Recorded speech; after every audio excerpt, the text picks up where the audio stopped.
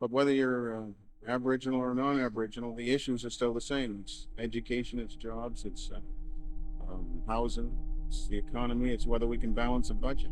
Where it was a discussion over business versus education. His big challenge is a deficit that's expected to get bigger and rising costs for social programs. Does all this sound a little familiar this election season?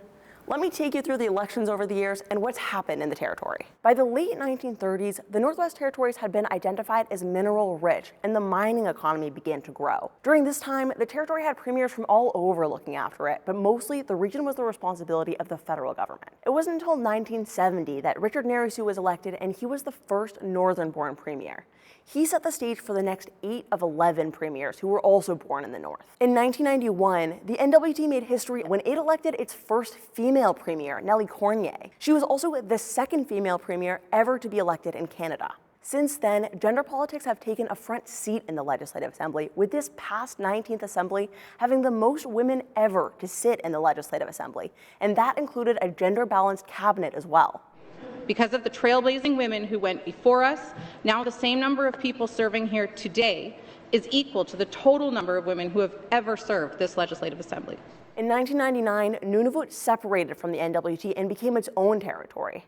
That meant new districts, new funding models, and new autonomy for the Northwest Territories, and new candidates. For a while, it was mostly business as usual in the Northwest Territories, as much as business can be usual. But then in 2009, MLA Jane Groenewegen put forward a no-confidence motion. Her goal was to topple then-Premier Floyd Rowland in his cabinet. It ultimately failed, but it was a historic moment of an MLA trying to take down a premier and their ministers. But it wouldn't be the last time members tried to oust cabinet ministers. Just in this last assembly, we saw a minister be stripped of her portfolio. Initially, MLA Steve Norn put forward a no-confidence motion against Minister Katrina Knockleby.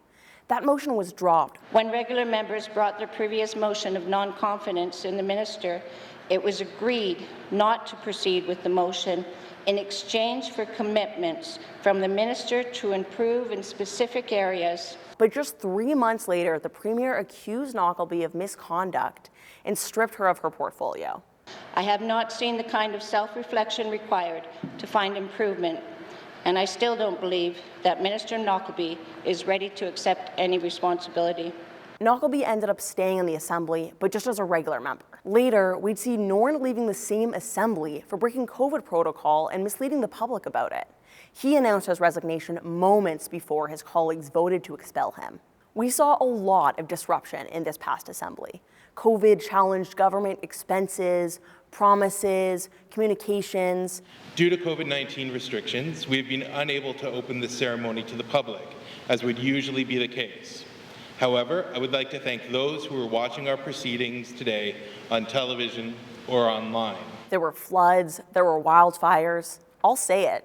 It was unprecedented. And now a new group of MLAs will have to deal with the fallout and lead us into what comes next. How will the next group of MLAs tackle the housing crisis, land claim negotiations, climate change, and the territory's uncertain economic future? We have 3 incumbents acclaimed in the territory and 16 ridings still to be decided. And tonight, voters decide which members will represent them in the 20th Assembly of the Northwest Territories. To watch it all happen tonight, follow along on our YouTube or on our website here.